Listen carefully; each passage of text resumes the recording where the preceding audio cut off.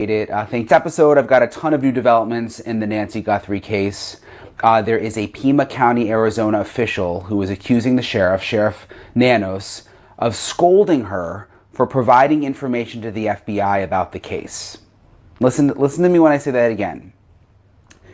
Pima County official, it's actually the county assessor, and I'm going to get into all the details in a second, but the county assessor says the sheriff got mad at her for giving the FBI information related to the Nancy Guthrie case. How does that make sense? I've got the whole thing, everything that she says happened. I'm going to explain it all to you in a minute. Also, there's been an effort to remove the sheriff. I've talked about this before. There was a big meeting with the Board of Supervisors. They actually ended up voting not to remove him. But something did happen. They decided to refer everything that they've found out about the sheriff to the Attorney General for investigation. What does that actually mean? Will there be a state-level investigation into the sheriff now? What does this have to even do with the Nancy Guthrie case? How could it impact the investigation? I'm going to talk to one of the county supervisors. That's coming up a little later in this episode. But first, let me get into this situation with the sheriff and the county assessor because this really caught me off guard. I mean, I knew that there was drama and issues between the Board of Supervisors and the sheriff, but I didn't know that this issue existed between the county assessor and the sheriff. And all of this is coming from a report from the Arizona Republic and journalist Stephanie Murray. And she reports, and this goes back now to February, she reports that in February, the sheriff and the county assessor, a woman named Suzanne Druby, they had a telephone conversation, and the sheriff was upset that the assessor had provided information to the FBI. And this is what she said. She said, the tone of the call was unusual. And she said, we're sensitive to the fact that the sheriff is under a lot of stress with all of this, referring to the Nancy Guthrie situation, it means. So she said, we're sensitive to the fact that the sheriff is under a lot of stress with all this. But yes, there was a little bit of a negative interaction. It was inferred that we were creating a lot of additional work for the sheriff's department due to us providing this information to the FBI and then them having the responsibility to follow up on all of those leads that were provided.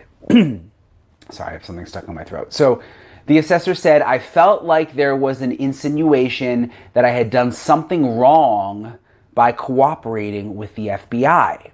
At that particular moment, I felt like I was put in a position where I felt like I almost should apologize, where I know definitely that that was not something that I should be doing. Very bizarre. So what exactly did the assessor do to make the sheriff upset? Well, according to the Arizona Republic, Suzanne Druby says her office fulfilled a request for information from the FBI, a request for information to aid in the Guthrie investigation. And Druby called the sheriff to tell him about it. It makes sense. She's the county assessor. He's the sheriff. They obviously know each other somewhat. So she calls him to tell him about it, and she says he was definitely frustrated. Those were the words she used. Definitely frustrated. Now, Druby is not revealing exactly what kind of information the FBI was looking for, which, good on her. I mean, makes sense she wouldn't want to give those kinds of specifics. But as county assessor, her office would be in charge of keeping track of property and tax assessments, sort of those kinds of things. So perhaps the FBI was trying to find records related to property or tax assessments. But Druby also said, and this is another quote, it seemed that he was very stressed, very frustrated.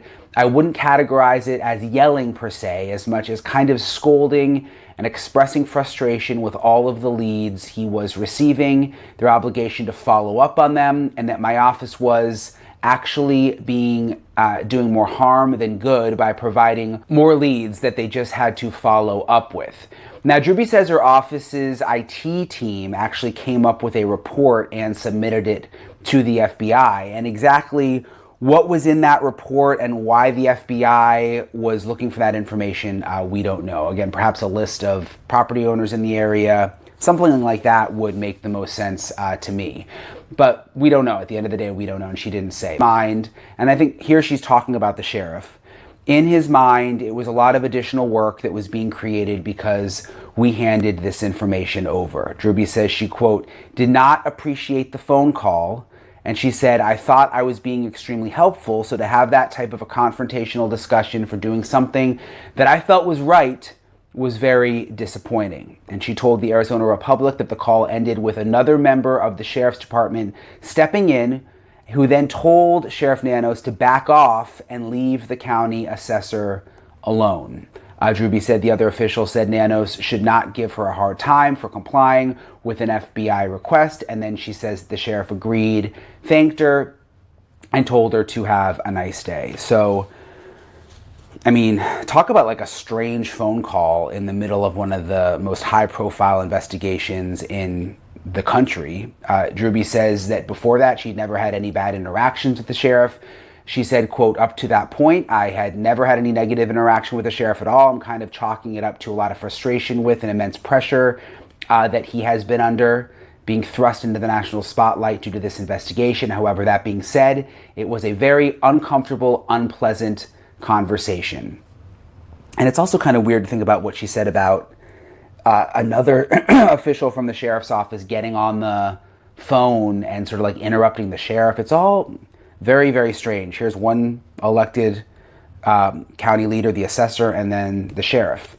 And just to remind you, I've reported that the sheriff and the FBI have a dysfunctional relationship, which maybe could explain why the sheriff was frustrated that she was giving information to the FBI. Although, I mean, come on, this is like, this woman is still missing. Why would you even get frustrated? But they do have this dysfunctional relationship, or at least did. FBI Director Kash Patel said last week that the FBI was kept out of the investigation for the first 4 days. Remember, he said that he wanted to send DNA from the Nancy Guthrie investigation to Quantico, but the sheriff instead decided to send the DNA to their private lab in Florida. So there's been some drama and some back and forth, just sort of for some context of why the sheriff may have been upset that the assessor was talking to the FBI. I tried reaching out to the assessor, but I didn't get a response. And my sense, based on sources that I have, is that this story that she told the Arizona Republic has been circulating around for a while. There are people in town who knew about it, but it just came into the headlines with Assessor Drewby talking to the Arizona Republic. Now, the sheriff has not commented on the situation. He did release a statement on the 100-day mark since Nancy Guthrie went missing. And the sheriff's office said, as we reach the 100-day mark in this investigation, scientific evidence processing and digital media analysis remain ongoing. PCSD and FBI personnel continue to review evidence using established forensic protocols. Investigative teams are also actively pursuing leads and tips, and the Pima County Sheriff's Department and the FBI encourage anyone with relevant information to come forward through established reporting methods. We remain committed to conducting a thorough and comprehensive investigation and appreciate the public's continued patience and cooperation. So that was the official, sorry, I don't know, I have something in my throat today. That was the official statement from the Pima County Sheriff's Office on the 100-day mark. I said this before, but according to my sources, there are no suspects or solid leads right now behind the scenes. Of course, that could literally change at any moment. They could get more information from the DNA, that could come back, or there could be a hot tip that comes in, and I've seen it before. I mean, investigations can take a turn and change literally at any moment. As for the latest on the sheriff and the effort to remove him from office, there was this Board of Supervisors meeting I was telling you guys about Tuesday night. They voted actually not to take action to unseat Sheriff Nanos. Supervisor Steve Christie made a motion to vacate Nanos from his position, but without anyone seconding the motion, it failed. And all of this goes back to allegations that Sheriff Nanos lied under oath about his work history, that he didn't disclose that he was suspended several times at his previous job. And they've been kind of digging into records from when he worked at the El Paso Police Department before he was sheriff. Despite not voting to remove him, the supervisors did express concern about his leadership and his work history at the meeting. And here's where things get interesting. The Board of Supervisors, while they decided not to remove him, they did decide to forward perjury allegations to the Attorney General's office for review. And this perjury allegation, again, goes back to allegations that Sheriff Nanos lied under oath, which is where it would be perjury because it was under oath about his work history. So a lot happening with the sheriff, and unfortunately, you have to imagine this has some kind of impact on the Nancy Guthrie investigation, because when there's this much dysfunction, you can't imagine that wouldn't have some sort of impact, which is unfortunate. The question, where do things stand now? How could this be impacting the investigation? I want to discuss all those things with Pima County Supervisor Dr. Matt Hines. Thank you for joining me, Dr. Hines. I appreciate it. The first thing I wanted to ask you about was this situation with the assessor. You know, the fact that she has said that that the sheriff was upset with her for providing information to the FBI. You know, she's obviously not saying what that information is. She doesn't want to get in trouble with the investigation or anything, but that the sheriff was apparently very, very upset with her for giving whatever information this was to the FBI, which seems kind of shocking. You know, Brian, these days I'm not terribly surprised when I hear reports of what the sheriff has done or said. I mean, now that we've found out he was never qualified to be serving in law enforcement and lied on his application 42 years ago, kind of, it's pretty fair game. But yeah, this is a really, really tragic situation, and this high profile investigation. I'm anything that is being provided by any of us, and I haven't been asked by the FBI or any other law enforcement to provide anything, but if I were to be asked, of course, I would do anything and everything possible to assist in any investigation. And I'm sure the assessor did the exact same thing. And to have the response from the sheriff be what it was described as, you know, again, very concerning. And look, whatever is necessary to help resolve that situation, especially that would have been, you know, months ago now. That's what any of us should be doing, not complaining about having to do more work now or follow more leads or whatever he was saying. Do you know the assessor? Yeah, I do. I mean, is she, just because I'm obviously not from Tucson, I don't know all the players here. I mean, I've gotten to know you a little bit and know about the sheriff and stuff, but is she, I mean, is there any reason we shouldn't believe her account of what happened? Oh, not at all. Not at all. That she's not gonna make this kind of thing up. Absolutely not. I was surprised to learn about it a few days ago now, whenever that was. But I'm, in terms of like the veracity, no doubt whatsoever. On the other hand, you know, what the sheriff says, that's a little different, as we've discussed. What is the latest with, I mean, you guys, explain to me exactly what you guys did as the Board of Supervisors. You've now referred some of this to the Attorney General? Yeah, and I know people are going to keep saying this board keeps doing that with the sheriff, and that we are fairly limited in what we can do. We aren't the Congress. We can't just say, all right, you're kind of becoming a George Santos, so you're off the island. We can't exactly do that. There are narrow ways that we can try to do things like that, ARS 11253, having officers come before us, make a report, etc. But you know, we had a discussion behind closed doors in a private executive session with our attorneys and looked at the responses the sheriff was required to provide us. He did not initially do those under oath, which I found very surprising. But 10 days later, he and his lawyer did submit a notarized affidavit making the 22-page response sworn. And so that basically, yes, maybe technically we could cite the fact that on a timeliness, from a timeliness standpoint, he did not meet the statute. I don't think that he did. Would a court sustain that? Would a judge say that was sufficient to, reverse an election and take someone out of an elective office?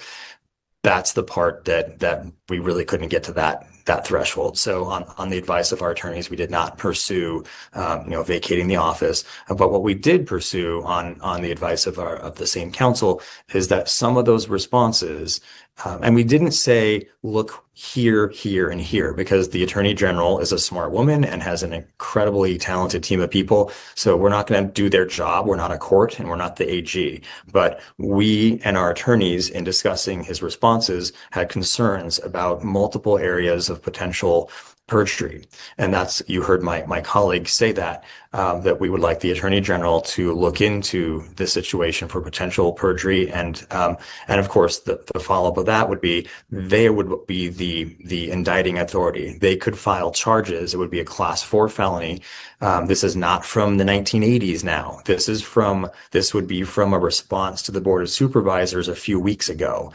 And that's a big problem, because we already saw that he's willing to I would say, lie under oath, what appears to be lying under oath back in December of during that federal deposition with regard to the Sergeant Cross case.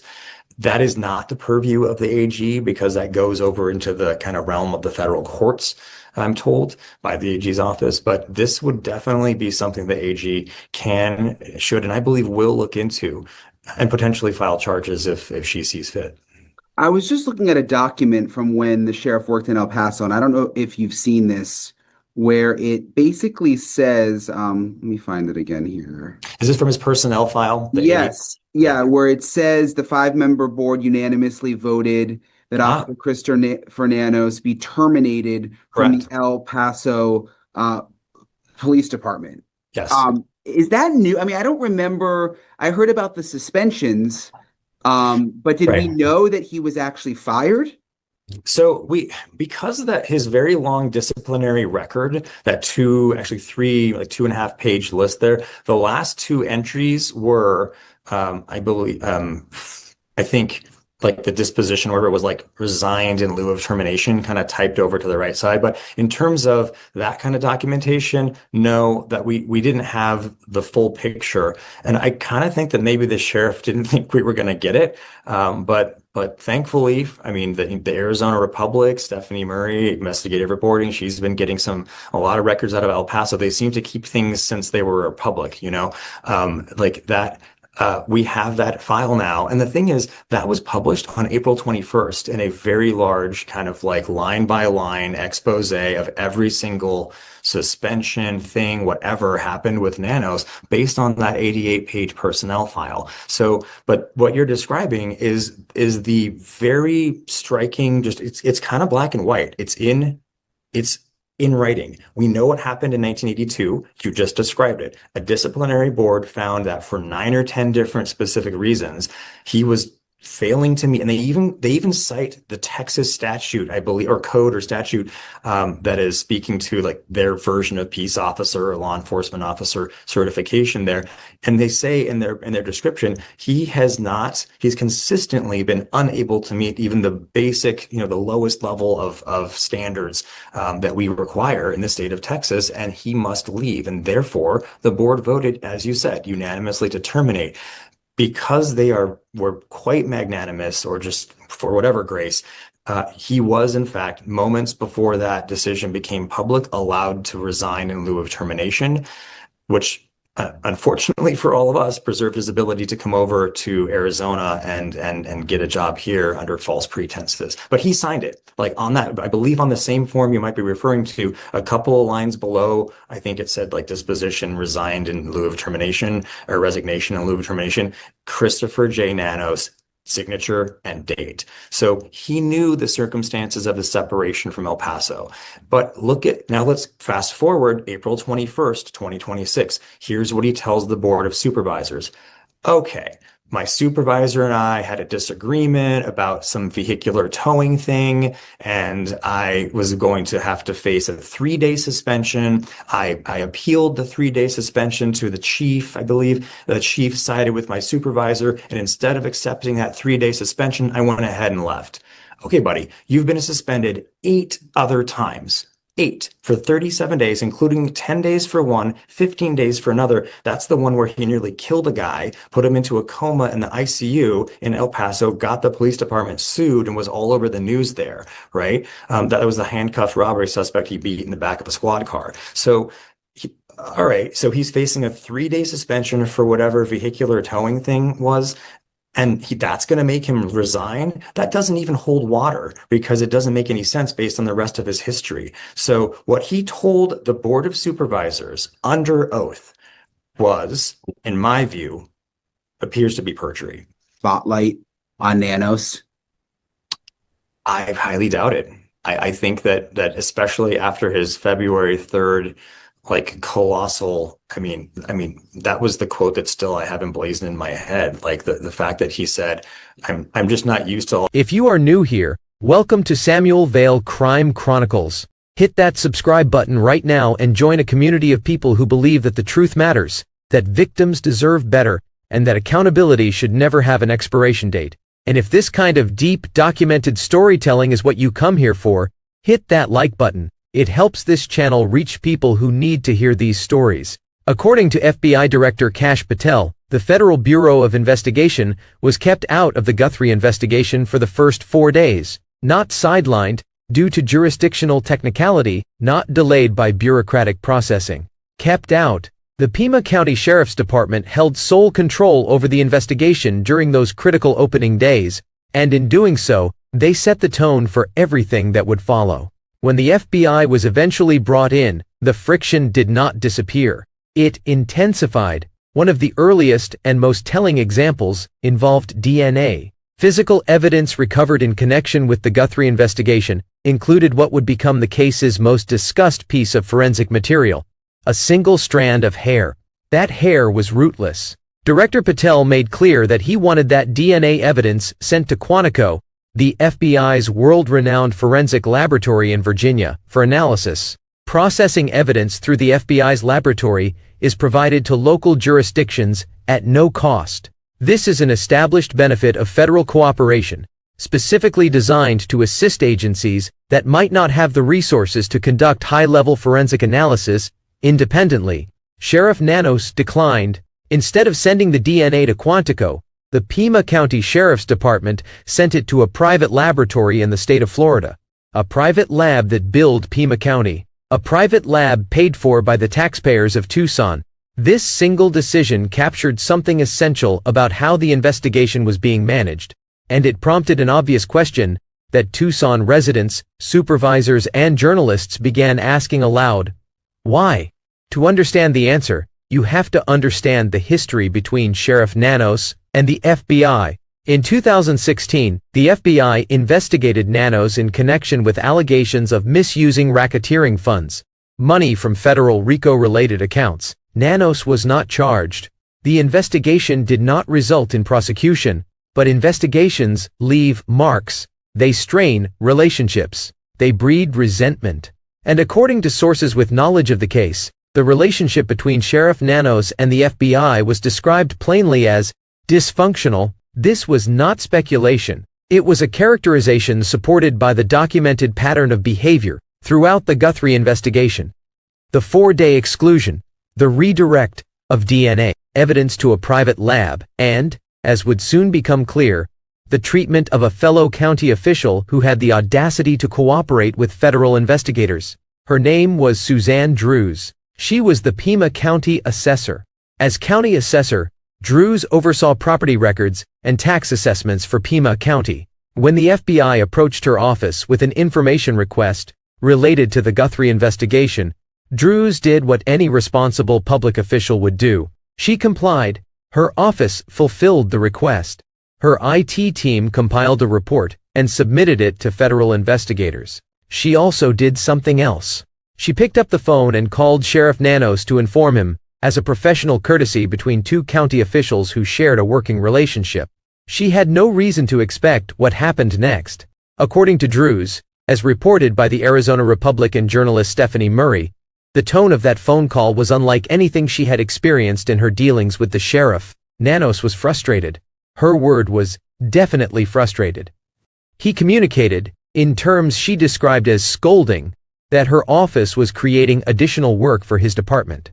By providing information to the FBI, and by extension generating leads that his investigators were then obligated to follow up on, he implied that she was doing more harm than good. Let that settle for a moment. The county assessor provided information to the FBI in the course of a missing person investigation, and the sheriff expressed frustration that this created more work, more leads to follow, more investigative obligations, more leads. In a missing person case, that was his complaint.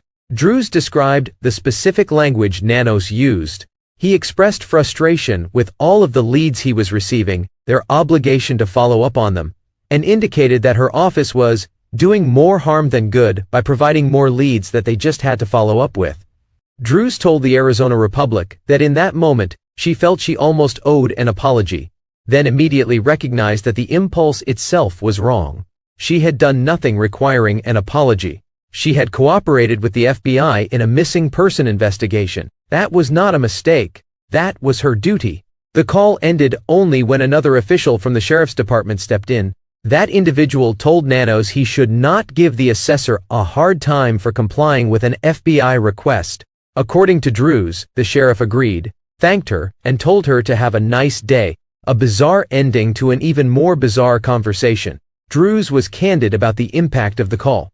She told the Arizona Republic that she had never previously had a negative interaction with Sheriff Nanos. She acknowledged that he was under significant pressure from the national spotlight. She tried to be generous, but she did not minimize what had happened. Her words were direct. I thought I was being extremely helpful, so to have that type of a confrontational discussion for doing something that I felt was right was very disappointing. The story of that phone call had apparently circulated among Tucson insiders for some time before it became a headline. When it finally did, it arrived in a county already deeply unsettled by questions about how the Guthrie investigation was being managed, and by a growing chorus of voices questioning whether the man leading that investigation was the right person for the job. Those questions were not new. They had been building since February. On approximately February 3, 2025, Sheriff Nanos held a press conference about the Guthrie case. The case had been running for weeks. The national media had descended. Families were watching. Journalists were pressing. And under that pressure, Nanos said something that stopped people cold. I'm just not used to all you guys hanging on my every word and holding me accountable for the things that I say. Read it again. The sheriff of Pima County, the elected law enforcement leader of a county of 1.1 million people, said, in public, with cameras rolling, in the middle of a nationally watched missing person investigation, that he was not accustomed to being held accountable. The statement was immediately recognized for what it was: an admission that defied reassurance. It was not a gaffe, not a misquote, not a moment taken out of context. It was the sheriff of a major American county saying plainly that accountability was unfamiliar territory. For many observers, that statement marked the moment the scrutiny shifted. Journalists began asking not just about the case, but about the man, and what they found would reshape the entire narrative. Investigative reporting by Stephanie Murray of the Arizona Republic led to the surfacing of an 88-page personnel file from the El Paso Police Department in Texas. Sheriff Nanos had worked as a police officer in El Paso in the early 1980s. Before he came to Arizona, before he built his law enforcement career, before he became sheriff, what that file contained was extraordinary. The disciplinary record documented in those 88 pages described a pattern of behavior that spanned the entirety of Nanos's time in El Paso. He was suspended 8 separate times. 8. The suspensions totaled 37 days. One suspension alone lasted 10 days. Another lasted 15. That 15-day suspension arose from an incident that had made news at the time in El Paso. Nanos beat a handcuffed robbery suspect in the back of a police squad car. The suspect was placed into a coma. He was hospitalized in intensive care. The incident resulted in a lawsuit against the El Paso Police Department. It was not a minor disciplinary matter. It was a violent act committed against a restrained individual in custody, someone who, by definition, posed no physical threat at that moment. And still, Nanos remained on the force. The suspensions accumulated, the record grew longer, and eventually, a 5-member disciplinary board reviewed his full history and made a unanimous decision. Officer Cristo Fernando Nanos was voted off the El Paso Police Department unanimously, 5-0. The board cited 9 or 10 specific grounds for termination. They referenced Texas statutes governing peace officer certification standards. Their documented conclusion was that Nanos had consistently been unable to meet even the basic lowest level of standards required of a law enforcement officer in the state of Texas, in what may have been an act of institutional mercy, or perhaps simply procedural convenience. Nanos was allowed to resign in lieu of termination in the moments before the board's decision became public record. He signed the document.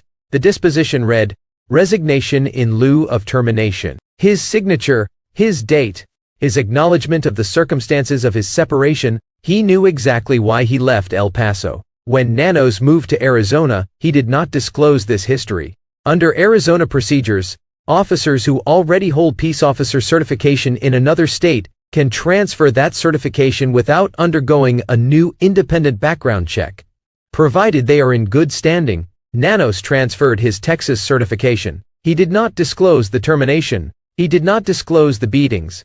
He did not disclose the 8 suspensions, or the 37 days, or the unanimous vote. He built a law enforcement career in Arizona on a foundation he knew was false, and for approximately 42 years, it held, until Nancy Guthrie disappeared. The national spotlight on the Guthrie case drove journalists to look more closely at the man leading the investigation. That scrutiny produced a limited public records request that surfaced a 3-page disciplinary record. A fraction of the full picture, but enough to raise questions. Then came the full 88-page file, published on April 21, 2025, in a detailed line-by-line account in the Arizona Republic. Suddenly, Pima County had 2 urgent problems.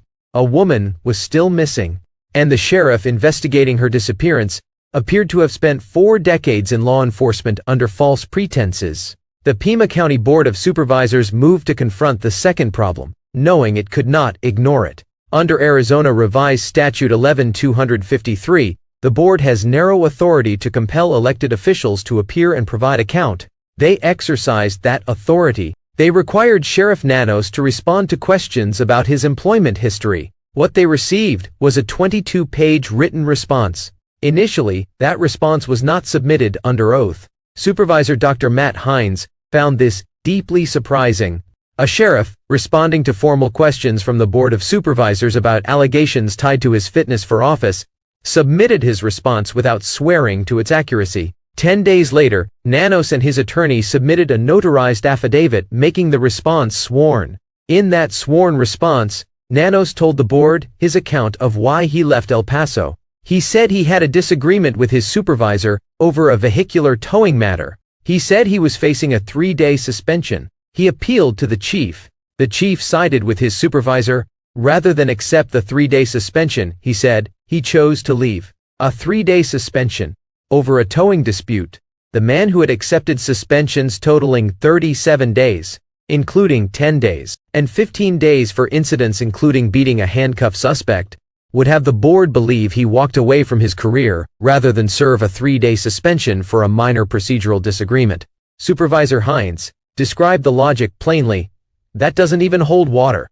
The board's legal counsel reviewed Nanos's sworn statements alongside the documented El Paso record and identified multiple areas of potential perjury, not potential misremembering, not potential exaggeration, potential perjury, the act of knowingly providing false statements under oath. Supervisor Steve Christie made a motion to vacate Nanos from his position as sheriff. Without a second, the motion failed. The board faced a hard legal reality. Reversing an election and removing an elected official requires meeting an extraordinarily high threshold. Courts must sustain the action. The board's attorneys advised that the grounds, while deeply concerning, might not meet that threshold in a way a judge would uphold with certainty, so they chose a different path.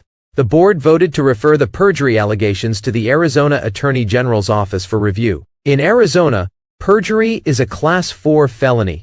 The referral placed the matter in the hands of a state-level authority with the power to investigate, charge, and prosecute. This was not a symbolic gesture. It was an institutional acknowledgement that what Nanos had told the board under oath appeared to contradict what was documented in black and white. across 88 pages from El Paso. The supervisor noted a previous incident that reinforced this pattern. In December, during a federal deposition connected to a separate legal matter involving Sergeant Aaron Cross, a Pima County Sheriff's deputy and head of the department's union, Nanos appeared to have provided false statements under oath. That matter fell under federal jurisdiction rather than state purview. But the pattern was clear, and the board believed the Attorney General should be aware of it in full context. Sergeant Cross himself made a statement that drew attention. He told reporters that in his view, Sheriff Nanos should have handed the Nancy Guthrie investigation over to the FBI. He noted that the FBI had hundreds of agents ready to deploy. His position stood out precisely because even those within the department who were critical of the sheriff's leadership had generally maintained that the department could handle the investigation. Cross's statement went further. The financial cost of the investigation added another dimension. Supervisor Hines revealed that the Guthrie investigation had cost approximately $1 million beyond the department's existing allocated budget. $1 million for a single case. While the county simultaneously managed housing, infrastructure, libraries, and all the other obligations of a 1.1 million person county, every sample sent to the FBI's laboratory costs local jurisdictions nothing. Every sample sent to a private Florida laboratory comes at a price. The choice to route DNA evidence away from Quantico was not just an investigative decision, it was a financial one, and the taxpayers of Pima County bore the cost. Hines was direct about his view. The most responsible course of action, both for the investigation and for the county's fiscal stewardship, would have been to transfer investigative lead authority to the FBI within the first week or two. Instead, at the 100-day mark, the Pima County Sheriff's Department issued an official statement. It read, in part, "Scientific evidence processing and digital media analysis remain ongoing. PCSD and FBI personnel continue to review evidence using established forensic protocols. Investigative teams are also actively pursuing leads and tips." Clinical language. Institutional language. The language of an agency managing public expectations. What sources, with knowledge of the investigation described behind the scenes, was more sobering? No suspects and no solid leads as of that point. The DNA evidence, that single rootless strand of hair, remained under analysis. The possibility of investigative genetic genealogy, or IgG, was being explored. IgG is the technique that enabled investigators to identify Brian Kohberger in connection with the Idaho student murders, tracing DNA through genealogical databases and family lineage to work backward to a suspect. It is a powerful tool. It is also a process that requires viable DNA. Extracting usable genetic material from rootless hair is among the more difficult challenges in forensic science. The work continued. The investigation could change at any moment. A tip could arrive. A forensic result could return. Evidence that had been invisible could suddenly become clear. This is the documented reality of cold and active major cases alike. Progress rarely arrives on a predictable schedule, and breakthroughs can come when they are least expected. But as of the 100-day mark, Nancy Guthrie was still missing, and the story of her disappearance had become something larger than any single investigation. It had exposed the hidden history of an elected sheriff who had spent 4 decades in law enforcement, under circumstances that, by documented evidence, he was never qualified to enter. It had revealed a dysfunctional relationship between local and federal law enforcement that may have compromised the critical early days of a missing person case. It had surfaced the story of a county assessor scolded for helping the FBI.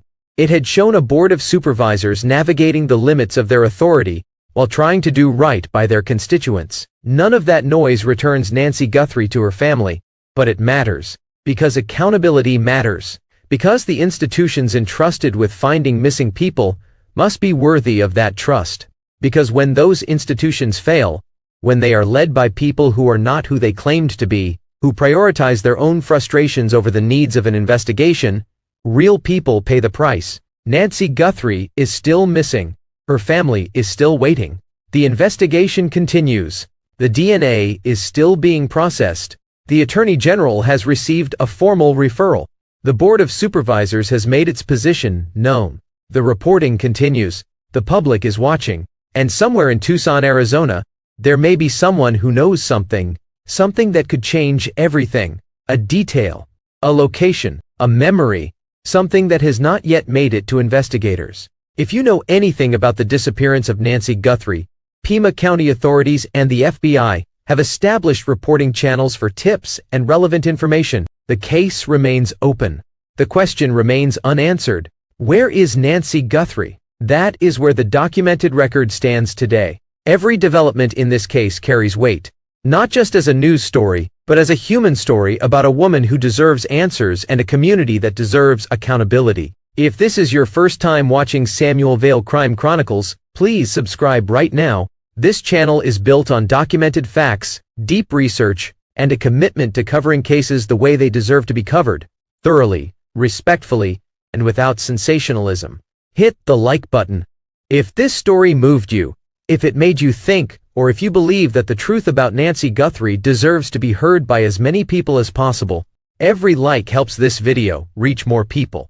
Every subscriber makes this work possible. We will continue to follow this case as it develops. The investigation is ongoing. The story is not over. Stay with Samuel Vale Crime Chronicles.